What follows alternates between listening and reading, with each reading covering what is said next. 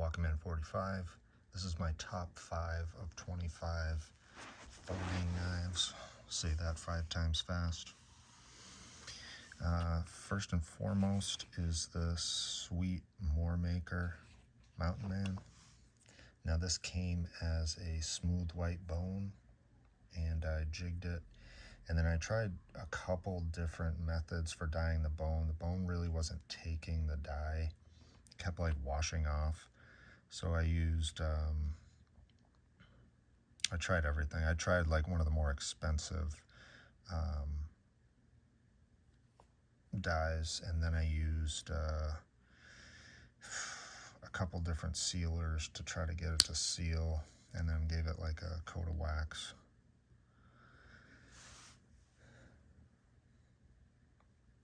But I'm pretty happy with how it came out, just because you can buy basically like a jigged, factory jigged SMKW Queen model of this, because I think Queen actually makes these. Well, whoever actually is doing the Queen manufacturing, but it is a USA knife. And then I've got a moose antler bead. Yeah, it's just I know it's huge. This is next to a Barlow. It's a big knife for sure, but I don't know, I just really like it. And it's a solid knife, and it was, I think it was like around $100, $125, carbon blade.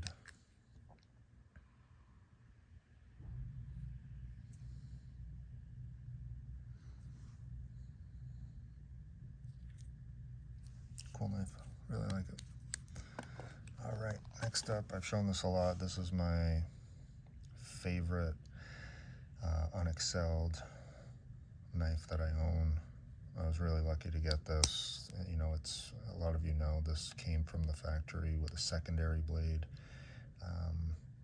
Poor choice, because somebody out there, I don't know who it was, grabbed a bunch of these and made them single blades, and it's just so much better. Awesome walk and talk, beautiful jigging. The guy who had it before me kind of did something polishy to the blade, so it's not like the Unexcelled trim usually is. However, I still like it a lot.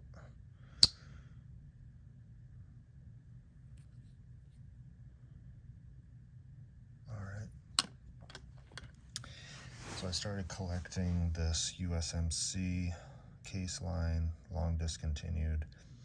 If anybody has or knows where I can get a, what do I need? I just got the Kickstart. A canoe. I know I need the canoe.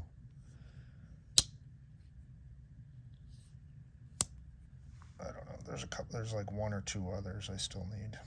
But anyways, if you come across this, oh, the rust lock. That's the one I need. I know Knife Doctor had one given to him. Yeah, I'm looking for the Knife Doctor's type of rust lock. Anyways, this line was like really well made. Better snap than most other trappers I have, surprisingly. The Few the Proud, hoorah. Yeah, awesome knife, and I'm going to keep it like this. I'm not going to do the Doom blade modification that I do on most of my trappers. Shout out to Doom Crew Outdoors. Yeah, this is probably one of my favorite trappers, and definitely one of my top 5 of the year. All right, another GEC. Toenail clipper, elephant toenail, titty ute trim, so it's like, I think this is like a satin finish maybe. Like it's not a mirror. Ebony wood, amazing shield. You can't even, there's no transition whatsoever. All the pins are just perfect. I don't know why, I just really dig the elephant toenails, probably because very few companies make them anymore, and especially with GEC, nobody makes something like this. There's no Rough Rider knockoff equivalent. I would say these are like an 8, you know, maybe a 9, but because the blade is so big and you can yank it out, it doesn't, it's not like a bad 9. Just, I mean, it's a perfect knife. That's all there is to it. It's just, it's unfortunate that they can't keep that quality with ramping up production since they've gained so much popularity, but you know, you can still find these. You just gotta unfortunately hunt, and hopefully some of the guys who collect these start to let some of them go. Not just the elephant toenail clippers, but in general. Anyways, GEC 36.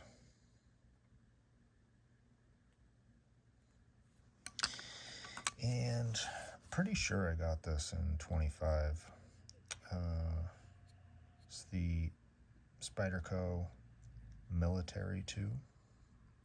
So this is basically a supersized paramilitary, PM2.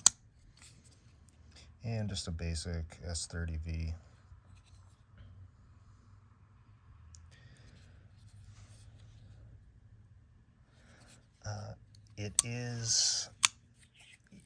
It's right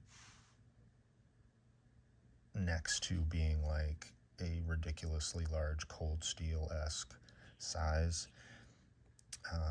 Even though it really isn't, it's just that the handle is pretty long.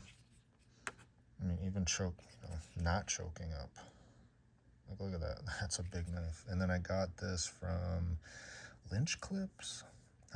So he makes different clips for pretty much all the popular knives out there, even like Strider.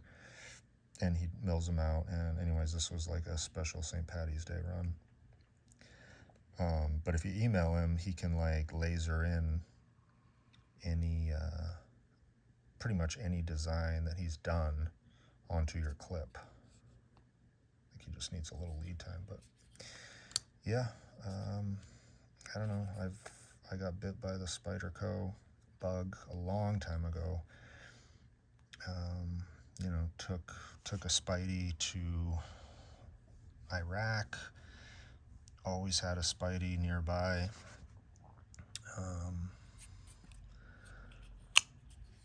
Yeah, I've just always liked them. They're fairly okay priced and pretty durable. I mean, the tips, you know, we know this is not a Strider, but it's a great knife. All right, this video is getting kind of long. And then, yeah, another, I know I just did this on the other video, but shout out to Patriot Knife and Tool for recommending this book. It's one of my, probably my favorite knife book. It's just, the pictures are beautiful.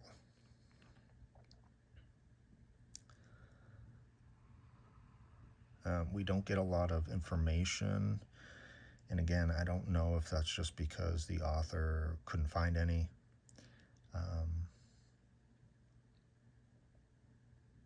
You know, as far as like dates, you know, this knife that I randomly opened to, you know, we do have a book and an author autobiography of which he may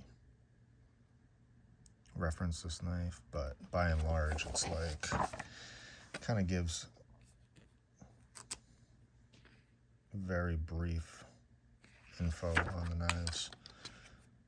And again, a lot of these are like in various people's collections that have been, you know, bought and sold over the years. You know, there are some cool like signages and such. Sometimes they'll have rough dates.